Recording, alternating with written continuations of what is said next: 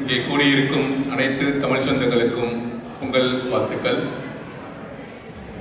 ரீசெண்டாக லக்கி பாஸ்கர் படத்தில் கலை மீது கொன்ற ஆர்வத்தினால் மிகவும் இளமையாக மீண்டும் ராம்கி அவர்கள் வந்திருந்தார். இங்கே தமிழ் மீது கொண்டிருக்கும் ஆர்வத்தினால் என்றும் இளமையுடன் இருக்கும் ராம்கி நடுவர் அவர்களுக்கு வணக்கம்.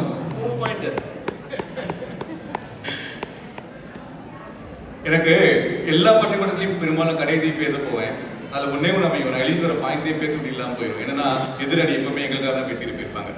நம்ம மனோஜ் சார் சொன்னார், மாமா பார்க்குறோமோ இல்லையோ மீம்ஸை பார்க்குறோம். நாங்களும் அதை தாங்க சொல்கிறோம், மீம்ஸை பார்க்காதீங்க, போய் மாமா பாருங்க.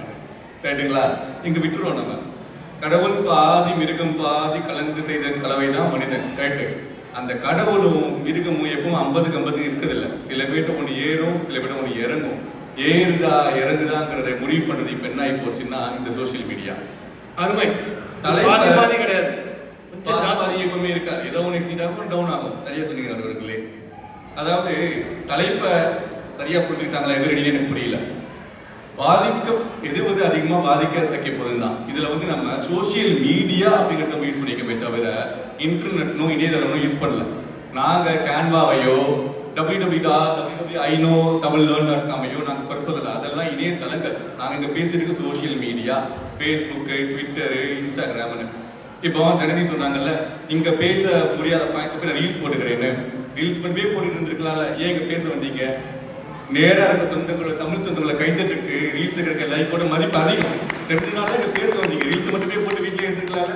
நடுவர் முன்னாடி பேசணும், இங்கே தேவி கூட அடியில் பேசணுங்கிற ஆசை இருக்கு இல்லையா? ஏன்னா நேரடி கைத்தட்டுக்கு என்னைக்குமே மதிப்பு அதிகம் அந்த லைக்கை விட.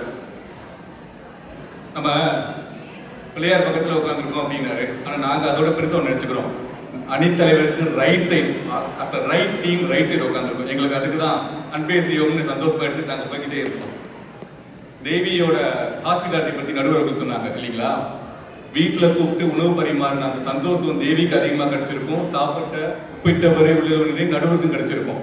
அப்படியே வாட்ஸ்அப்ல உங்க வீட்டில் நீங்க ஃபுட்டை பரிமாறி இலையில பரிமாறி போட்டு அனுப்பிச்சு நடுவரவர்களே இதாங்க வீட்டு சாப்பாடு அனுப்பிச்சு விட்டுருக்கலாமே, ஏன் பண்ணல?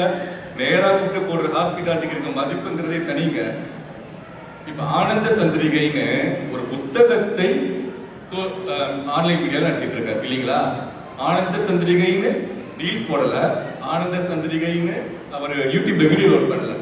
ஒரு பிடிஎஃப் வெர்ஷன்ஸ்ல புக்ஸ் நடத்துறாரு, புத்தகம் நடத்துகிறார். ஏன்னா புத்தகம் படிக்கிறதோட மதிப்பு என்னன்னு நடுவர்களுக்கு தெரியுது.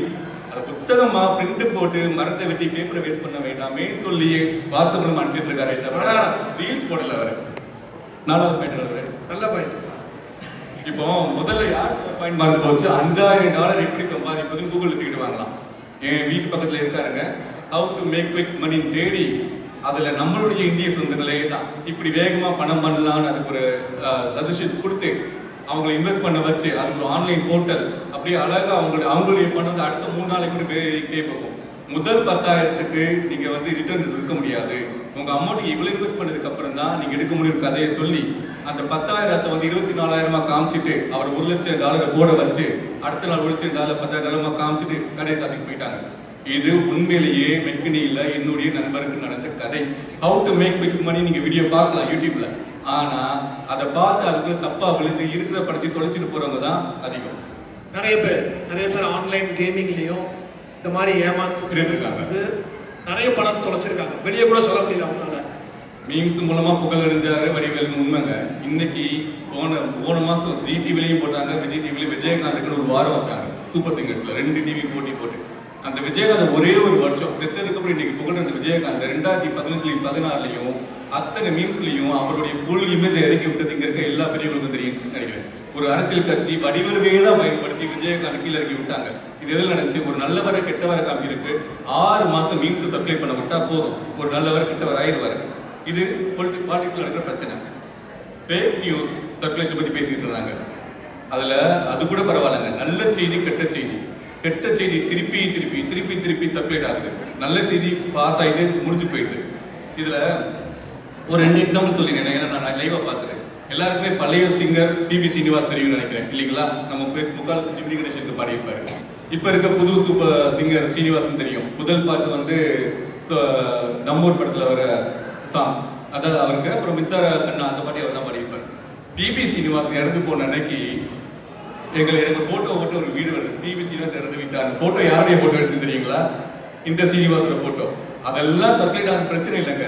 அந்த சீனிவாஸ்க்கு ஒரு ரிலேட்டிவ் ஃபோன் பண்ணியிருக்காரு. ஃபோன் பண்ணி அவர் ஃபோன் எடுத்து ஹலோன்னு சொன்னேன். யார் பேசுறானா? சீனிவாஸ் பேசுறேன். டப்பக்கு அவர் வாங்கி கீழே விழுந்துட்டானா. செத்த எப்படா ஃபோன்ல பேசுறான்ட்டு. அப்புறம் சொல்ல வேண்டிய ஐயா இறந்தது இன்னைக்கு பிபி சீனிவாஸ், தப்பா தினதந்திலையும் சோஷியல் மீடியாலையும் சப்ளை பண்ணாங்க, என் போட்டோ போட்டு மன்னிச்சிருங்க அப்படின்னு சொல்லியிருக்காரு. டீப் ஃபேக் பண்ணியிருக்காங்க.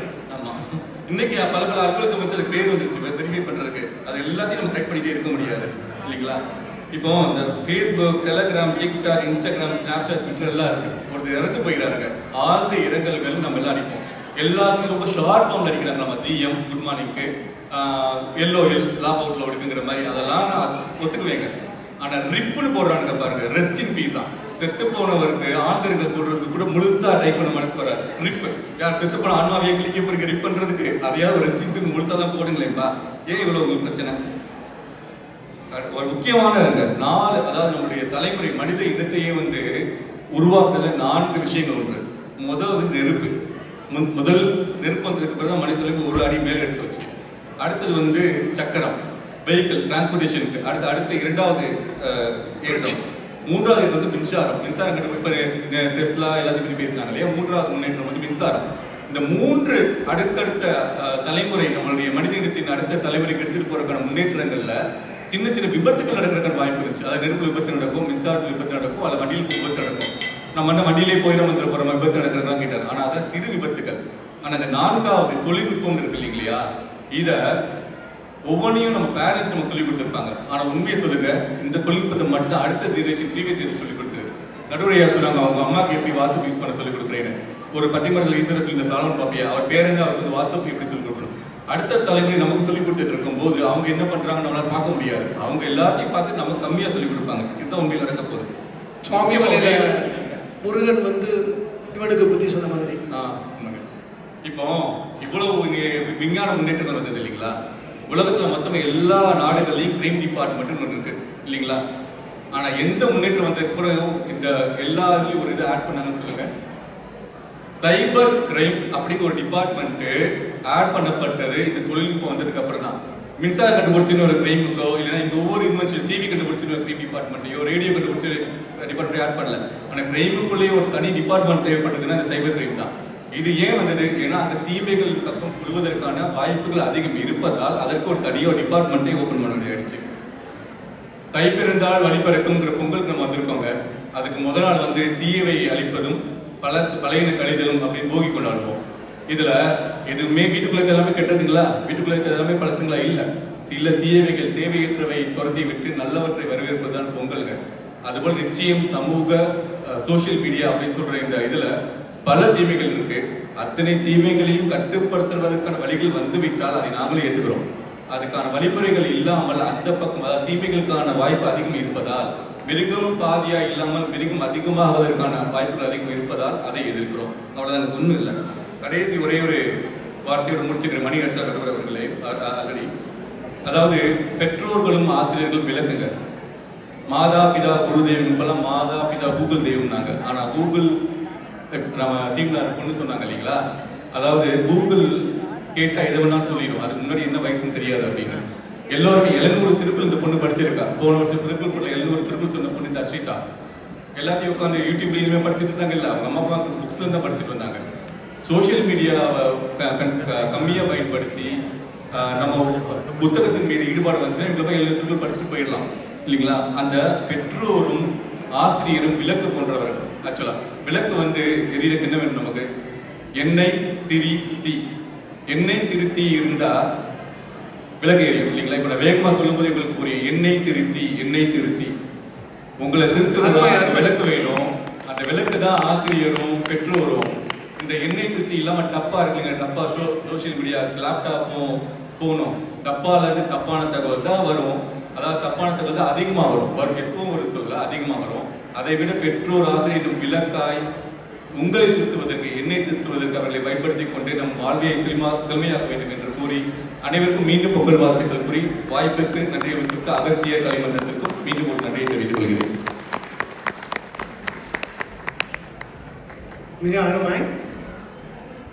2 பக்கம்